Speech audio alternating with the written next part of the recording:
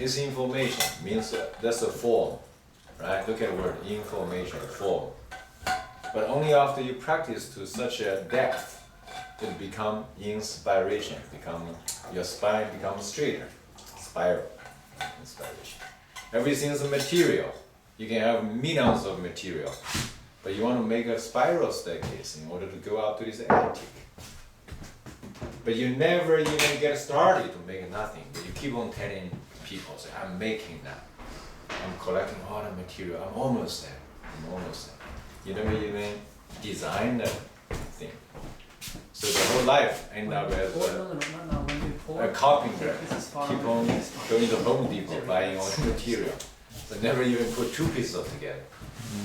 That's average lifestyle. Encourage people to do that, right?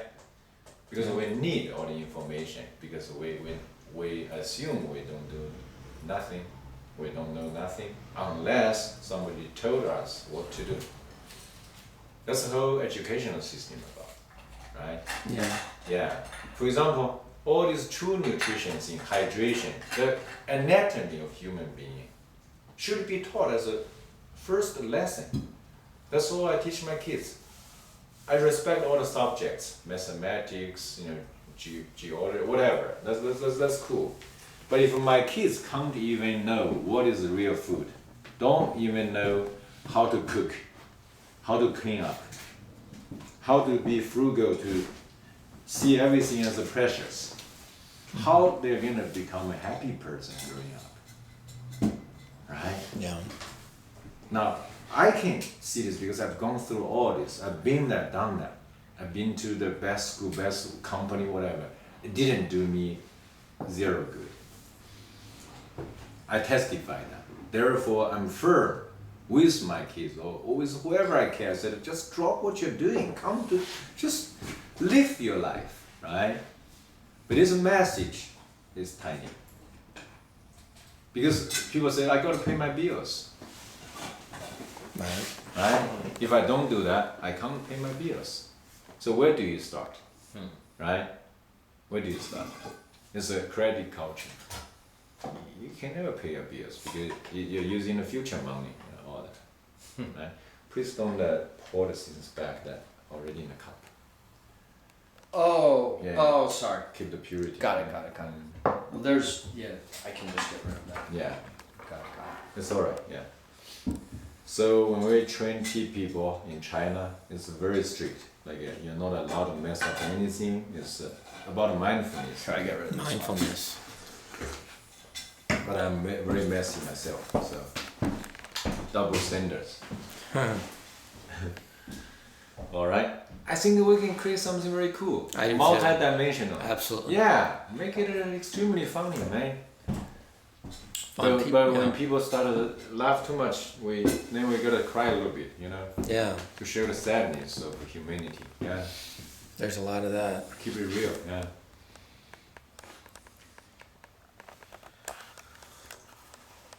Yeah, this interculture thing is interesting. You marry a Chinese wife. Yeah, this how I travel every year, Brian. I said, shit, if I can contribute to this thing, which is to bring the best of America and the best of China, put it together. Wow, it's huge. This can potentially change the fate of humanity because these are two most powerful nations right now, right? I have an old schoolmate. This time he came visit me. He said, my daughter who's in North Carolina in this university, and she just called me. She want to buy a car. I said, oh, buying a car very cheap. Buying a car, He said, I thought 20,000 or 30,000. I said, that's a lot of money. He said, no, that's not listen. She wants 80,000 euros to buy a Porsche. Oof. And she told him that Porsche is a mediocre car in the class. Other kids are having Maserati or whatever. It's a very mediocre, shabby car. And when he showed a little hesitation, she said, if you don't borrow me, I can return to you in the future.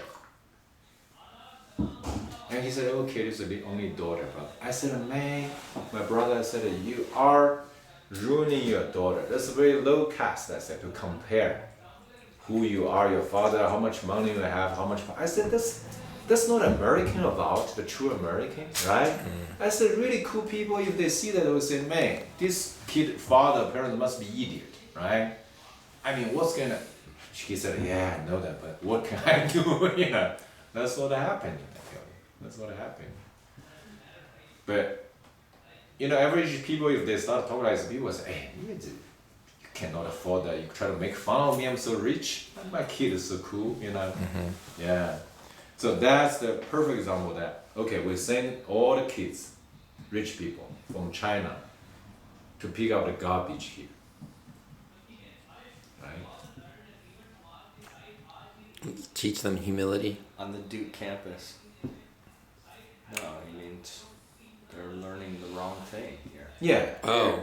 Because the image, you know, this guy went to Africa, he said African kids always ask him, say, you guys never work. He said, how? He said, the hip hop music, I mean, that's what I tell people. People in China, they think, you know, American people, everybody's rich, you know? Yeah, here people either are fucking or drinking or lying on the beach or doing three things together simultaneously. Oh my God. It's like, Sounds like Marshall. yeah, it's like, yeah, everybody in Africa, you said, oh, you guys are so rich, give me some money, you know? Some of them say, give me some money, right? Because you have so much. You never work, you never have to work. They never saw in the movies people work. Right. And in reality, this is a poorest country. Most people I know can't pay the bills, right? Yeah. No matter how rich they are, they're always running behind paying the bill. Because that's always a little bit not enough. They just spend more, right? Yeah. In any situation you see, that's how it works. The hungry goes, there's always something short. Never enough, never happy, right? Because it's not enough, simply not enough, right? This cup, you know, is always not completely full, right? So that has been a basic thing, I think, about consumerism. So the productivity is missing. So how can we raise our kids as a producer instead of consumer? So that's my main concern. Are parasites behind the greed of people? Like people just want more and they get more, they want more. Purely, definitely, it's not a human's fault. Okay, so the whole idea of raising the racial war, you know, terminate a group of people, this is unnecessary, right? It's not gonna help. It didn't help, right? The whole idea of creating more separation, you know, activism, you know, animal rights, you know, veganism, it's not gonna lead us anywhere. But education on a very, very, you know, beginner's mind level, right? Just, yeah, put it out there. What else you can do? And practice yourself, right? Show people. Like Gandhi said, you are the change you want to see. But how am I going to change? To what? To perfect? Right? I'm angry. I'm full of pain. I have all these bills to pay too, like you are. But I'm here invite you for a cup of tea. Would you please join me? Right? So that's the only message I have here. Come have a cup of tea. But behind this message, all this beauty I show you, pick any Chinese word, it's so beautiful. I didn't make that up. All these Chinese beautiful words. We can share all this. Right? Life is beautiful, man. But take that beauty, you know, that buried in this cup of tea, dilute it and drink it. That's the invitation again. That's the action, right? And share. Share and serve. That's what we're most in lack of now, right? I work with this super rich kid. The other day he came. He has a lot of money. He's been paying me good, you know, like we agree, say $500 per session. Yeah, he has a $500,000 car parked outside my table. Did a session. Shakily took out $100. Said, "Where's your donation box? He put it in here." And that's the last time I saw him. Last time I wanted to see him. There's a top rich family in this country. I felt sorry for him, man. That moment, I mean, who is the real rich, right? Sad. That's why I'm redefining rich, which I see in these younger kids. Yeah, like this kid just came in. He was helping out since I came back every day. So I said, Lauren, why do you come here? You know, I don't have nothing to give to you. He said, I don't know, Master Wang. Yeah, you ripped me off, you know, and taking advantage of it. It's doing me good, he said. Yeah. And he is able to do this because his family set up a little fund for him. Yeah. So I said, wow, you're a lucky one, because I saw everybody was struggling, and probably they will never get to drink this cup of tea. You can come here, and plus you're not just sitting on the ass drinking this tea, you know, chatting, right? You really come here to help, to do a lot. That's beautiful, right? But everybody should be able to should have a fun behind. What do you need every day, Brian? If you don't travel, I always ask people, what do you need? How much you want to eat?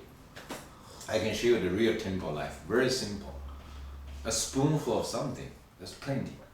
One day I make food for like 10 people, 20 people show up. I open a refrigerator, nothing left. I said, oh shit. I used to steal, you know, feed people after the tea ceremony. I started add a bunch of water into this big pot.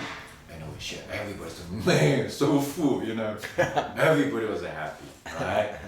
Sharing is beautiful, right? You know that when you learn, right? You play with your buddies, you don't eat nothing, you share, you know, it's like a, wow. Company, it's all about a company. Right? Yes. Look at the word company. So when I travel, I used to go to Europe, all the way to Paris to see a friend. I stayed 4 days, I didn't go out. He got so worried. He said, I gotta show you. I said, no. He said, why did you come here? I said, for you. I brought a meditation bench, especially made for him, one of my books. I travel, I went there because of this human being. I don't go there to sit in a museum, or I don't care, I care least. Finally, he insisted, so he drove, big BMW drove me out to Eiffel Tower. He said, we gotta go. So I said, okay. On the way, we passed the Louvre. He said, you gotta see, it's so beautiful. Out of politeness, you know, I went in, I found a place I leaked, and I came the other way around. I said, very beautiful, to make him happy, you know. Yeah. He said later on, he said, he owns a tourist company. He said, I've never met anybody in history, heard about anybody, come to Paris, doesn't want to go up, right? I said, you don't know my story. I'm so sick. I'm still. I have no energy to do any of that. But I come here. I have energy to come here to see you, to share this with you, right? Because we're buddies, real buddies, right? So that's my European journey, you know. As a 1999, I went to Paris. So that should be a life journey too. Yeah. You see what I mean? Right? Yeah. Maybe see the Chinese antiques in the Louvre or something. Yeah, I mean, I collect antiques, but anything like guitars, I collect so many of them. I'm not playing them. I think I gotta burn them or sell them. You know, stoves I'm using them. I'm very happy. Everything has to be used, right? Everything is not being used, it can become dead. Right? People have to understand. All the money you sit on that, right? It's gonna hurt you, man. It's not yours sitting in the bank, going to the wrong causes, right? That's why it's inspiring though. On the other hand, seeing this kind of young people, seeing that story I told you, the neighbor just chipping $100,000 to build a tea house. So I have a big plans. If hope continue to exist, I have tea foundation idea. Every $100,000, I will build a beautiful tea house for a community, hand over to that community. Oh wow, that's a fantastic idea. I mean, there's a guy out there called 3 Cups of Tea. You've heard about him? He raised a lot of funds because he was telling people he's using money for kids in El Salvador here and there. Heard about that? And then people started to report. He's a liar. Maybe he's a real liar, or maybe he did use some of the money. Fuck, who cares, right? But I don't know the whole story. But I said 1 cup of tea, not 3 cups, right? We keep it real. We start a foundation. How beautiful it is. One day my son and Noah in China now, maybe 9 years old or 7, we're taking a walk in a mission. They watched me do sessions and serve people tea. He said, Baba, why don't you, and a lot of homeless people there, why don't you build a tea stands? Why don't we build tea stands on every city block to serve homeless people? I said, amen. We'll do that to serve homeful people too. But Baba need to make a couple of dollars to make that happen. So I think that money can become totally a spiritual thing in that sense, right? So that's another message. I really want to keep repeating with peace, though, with calmness. I don't want to be a solicitor. That's why I never incorporate Medicine Buddha Temple as a non-profit. I don't believe in laundromat people's money. They give you a couple of dollars and they tax right over the tax, right? If they want to give some money, just give some clean money, like this guy down in Santa Cruz. Give the tea house. Man, that's the third offer we got. And most of them, all of them, they want to keep anonymous. They don't want anybody to know that. It's them that made that happen.